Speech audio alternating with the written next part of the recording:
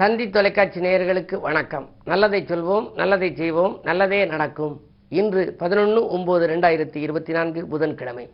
கேட்டை நட்சத்திரம் மாலை 6:01 வரை, பிறகு மூலம். இன்றைக்கு நான் உங்களுக்கு சொல்ல இருக்கிற நல்ல கருத்து, பழைய காலத்து கிரந்தங்களில் ஜோதிட புலிப்பாணி ஜோதிடம், ஜோதிட சிந்தாமணி, ஜோதிட சிகாமணி, இந்த மாதிரி இதில் நாடி ஜோதிடத்தை எடுத்துக்கணும், எல்லாம் கவிதையிலேயே இருக்கும். அந்த கவிதைகளை நம்ம கொஞ்சம் ஆராய்ந்து பார்க்கணும். சில கவிதைகள் நெருடாக இருக்கும், ஆனால் நல்ல கருத்துகள் இருக்கும். எப்படி இருந்தால் வாழ்க்கை எப்படி அமையும்.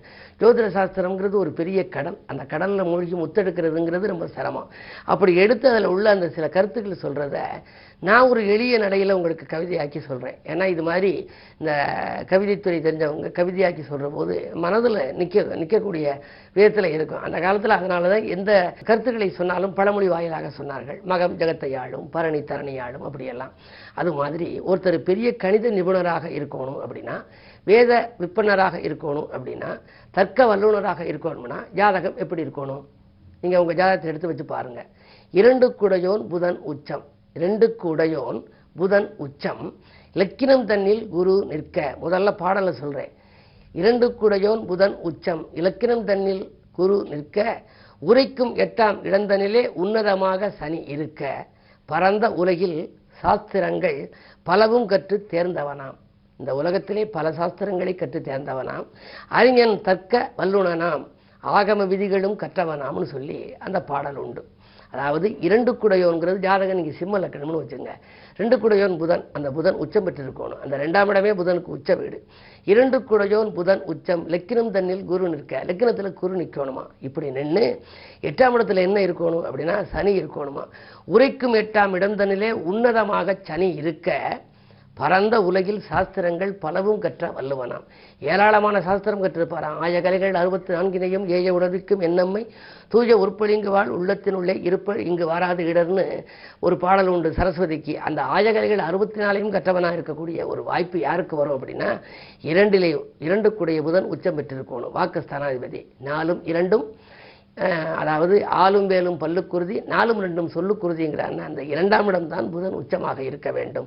இப்படி இருந்தால் அறிஞன் தர்க்க வல்லுனராம். ஒருத்தரோட ஒருக்க தர்க்கம் பண்ணுவாங்க இல்லையா, அப்படி தர்க்கம் பண்ணுவது என்றால் வாதாடுவது. வாதாடி அதில் வெற்றி பெறக்கூடிய சூழல் உண்டு. அது மட்டுமல்ல, ஆகம விதிகளும் கற்றவனாக இருப்பாராம். உங்களுடைய வீட்டில் இருக்கக்கூடிய குழந்தைகளுக்கு இப்படி ஒரு வாய்ப்புகள் இருக்குமானால், இப்படி ஒரு ஜாதகம் அமைந்திருந்தால் அவர்களுடைய எதிர்காலம் மிகச் சிறப்பாக இருக்கும். அவர்கள் நல்ல வல்லுநர்களாக, கணித நிபுணர்களாக, வேத ஆகம சாஸ்திரங்கள் அறிந்தவர்களாக, கலைகளிலே வல்லவர்களாக விளங்குவார்கள் என்பதையும் நீங்கள் அறிந்து கொள்ளலாம் என்று சொல்லி இந்திய ராசி பலன்களை இப்பொழுது உங்களுக்கு வழங்கப் போகின்றேன். மேசராசி நேயர்களே, உங்களுக்கு சந்திராஷ்டமம். தேக நலனுக்காக செலவிடுகின்ற ஒரு சூழல் இன்றைக்கு உண்டு. எதையும் நீங்கள் திட்டமிட்டு செய்ய இயலாது. நினைத்தது நடக்கவில்லையே என்று கவலைப்படுவீர்கள். அருகில் உள்ளவர்களின் ஆதரவு குறையும். உத்தியோகத்தில் மேலதிகாரிகளின் கெடுபிடி கொஞ்சம் அதிகரிக்கலாம். வேலைப்பளு கூடும். என்ன இருந்தாலும் பொறுமையோடு இன்று நீங்கள் வாழ்க்கை நடத்துவதே நல்லது. ரிஷபராசி நேயர்களே, உங்களுக்கெல்லாம் ஆதாயத்தை காட்டிலும் செலவுகள் அதிகரிக்கின்ற நாள். இன்று ஆரோக்கியத்தில் கொஞ்சம் உங்களுக்கு அக்கறை தேவை. அஷ்டமாதிபதியாக விளங்கும் குரு பகவான் 11க்கும் அதிபதியாக விளங்குவதால் உங்களுக்கு ஒரு வரவு வந்தால் உடனடியாக செலவாகிவிடும். எனவே காரியங்களை நீங்கள் தொடங்குவதற்கு முன்னால் பணத்தை கையில் வைத்துக்கொண்டு எந்த காரியமும் செய்ய இயலாது. காரியத்தை தொடங்கிவிட்டால் காசு பண புழக்கம் தானாகவே வரலாம். 2லே செவ்வாய் இருக்கின்றார். விரையாதிபதி 2ல் இருக்கின்றார். அது செவ்வாய் பூமிகாரகனாக இருப்பதால் பூமி விற்பனையால் உங்களுக்கு ஆதாயம் உண்டு. பல நாட்களுக்கு முன்னால் குறைந்த விலைக்கு வாங்கி போட்ட இடம் இப்பொழுது அதிக விலைக்கு விட்டு உங்களுக்கு லாபம் தரலாம். என்ன இருந்தாலும் இந்த காலை நேரத்தை காட்டிலும் மாலை நேரம் உங்களுக்கு மகிழ்ச்சிகரமாக இருக்கும். மிதுனராசி நேயர்களே, நல்லவர்களை சந்தித்து நலம் காணும் நாள். நாட்டுப்பற்று மிக்கவர்கள் உங்கள் கூட்டு முயற்சிக்கு உறுதுணையாக இருப்பார்கள். ஆரோக்கியம் சீராகி ஆனந்தப்படுத்தும். அடுத்தவன் நலங்கிறது எடுத்த முயற்சியிலும் உங்களுக்கு ஆதாயங்கள் உண்டு. 10லே ராகு இருப்பதால் புதிய ஒப்பந்தங்கள் வந்து அலைமோதும். உத்தியோகத்தில் உள்ளவர்களுக்கு இந்த இடத்தை காட்டிலும் வேறு இடத்திற்கு செல்லலாமா, வேலைப்பளு கூடுதலாக இருக்கிறதே, உழைப்புக்கேற்ற பலனில்லையே என்றெல்லாம் நினைப்பீர்கள். அந்த வாய்ப்பையும் உபயோகப்படுத்திக் கொள்ள ஒரு நல்ல சந்தர்ப்பங்கள் இன்று உங்களுக்கு வரப்போகிறது. கடகராசி நேயர்களே, உங்களுக்கு அஷ்டமத்து சனி. எனவே உங்களுக்கு எதை செய்தாலும் யோசித்து செய்ய வேண்டும். விரயங்கள் கூடுதலாக இருக்கும். தொழில் கூட்டாளிகள் உங்களை விட்டு விலகாமல் பார்த்துக் கொள்ளுங்கள். வியாபாரத்தில் இதுவரை கணிசமான லாபம் வந்திருக்கலாம். ஆனால் இன்றைக்கு பொறுத்தவரை அஷ்டமத்தில் சனி இருப்பதனாலே வரும் லாபம் உடனடியாக செலவாகும். வீண் விரயங்களும் ஏற்படலாம். யாருக்கேனும் வாக்கு கொடுக்க வேண்டாம். உங்கள் முன்னேற்றத்தை பற்றியும் தெரிவிக்க வேண்டாம். சிம்மராசி நேயர்களே, கண்டகச்சனியின் ஆதிக்கம் இருப்பதனாலே உடல் ஆரோக்கிய தொல்லை உண்டு. உங்களுக்கோ உங்கள் குடும்பத்தை சார்ந்தவர்களுக்கோ ஏதேனும் மருத்துவ செலவுகள் ஏற்படலாம். திடீரென பயணங்கள் செல்கின்ற பொழுது கூட உங்களுக்கு உடல்நிலையில் பாதிப்புகள் ஏற்படலாம். யாரேனும் பக்கத்துணையாக நீங்கள் வைத்துக் கொள்வது நல்லது. அதே நேரத்தில் சூரிய பலம் நன்றாக இருக்கிறது. அரசு வழியில் உங்களுக்கு ஆதாயம் தரும் தகவல் கிடைக்கும். சூரிய சனி பார்வை இருப்பதனாலே நீங்கள் எதையும் முன்னதாக யாருக்கும் தெரிவிக்க வேண்டாம்.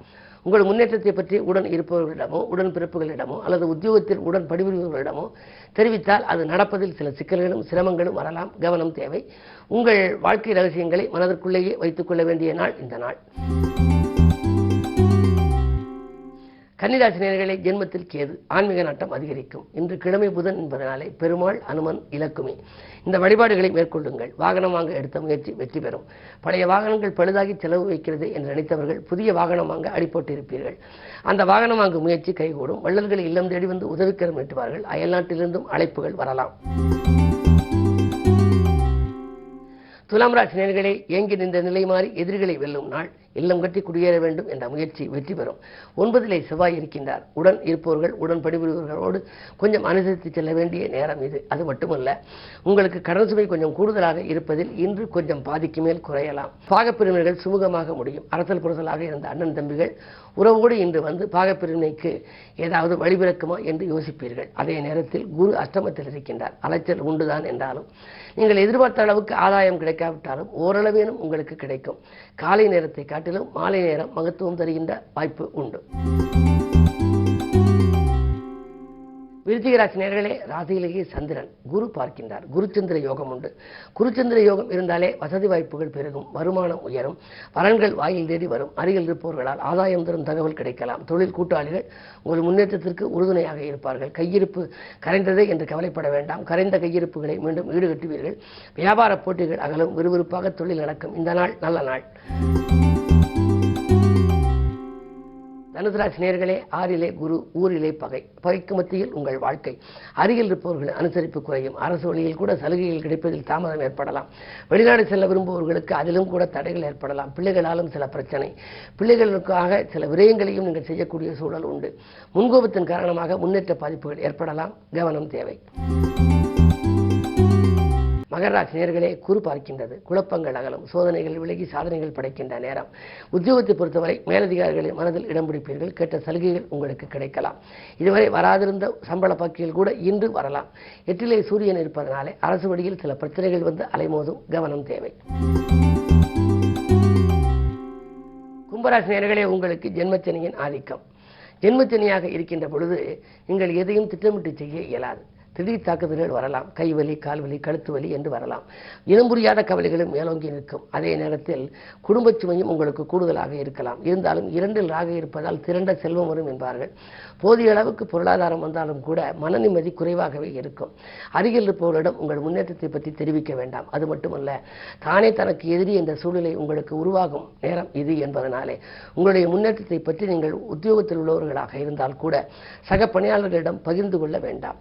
இன்று மதியத்திற்கு மேல் உங்களுக்கு வரும் ஒரு நல்ல தகவல் மனதை மகிழ்விக்கப் போகின்றது. இந்த நாள் இனிய நாளாக அமைய பெருமாள் வழிபாடு உங்களுக்கு பெருமை சேர்க்கும். மீனராசி நேயர்களே, ஜென்மத்தில் ராகு, 7 கேது. நாகதோஷத்தின் பின்னணியில் இருக்கின்றீர்கள். இருந்தாலும் பணப்பழக்கம் சிறப்பாகவே இருக்கிறது. உத்தியோகத்தில் உங்கள் கை ஓங்கும். நேற்று உத்தியோகத்தில் ஏற்பட்ட பிரச்சனை இன்று அகலும். மேலதிகாரிகள் உங்களுக்கு இணக்கமாக நடந்து கொள்வார்கள். வீடு வாங்க, வாகனம் வாங்க நீங்கள் ஏதேனும் விண்ணப்பித்திருந்தால் அந்த விண்ணப்ப பாரம் இன்றைக்கு கைகூடி வரலாம். 2ஆம் இடத்துக்கு அதிபதி செவ்வாய் 4 இருப்பதனாலே பூமி சம்பந்தப்பட்ட யோகம் உண்டு. அதே நேரத்தில் ஆலய வழிபாட்டிலும் ஆர்வம் காட்டினால் நன்மைகள் கிடைக்கும். பொதுவாக அனுமன் வழிபாடு இன்று ஆனந்தம் வழங்கும். மேலும் விவரங்கள் அறிய தினத்தந்தி படியுங்கள்.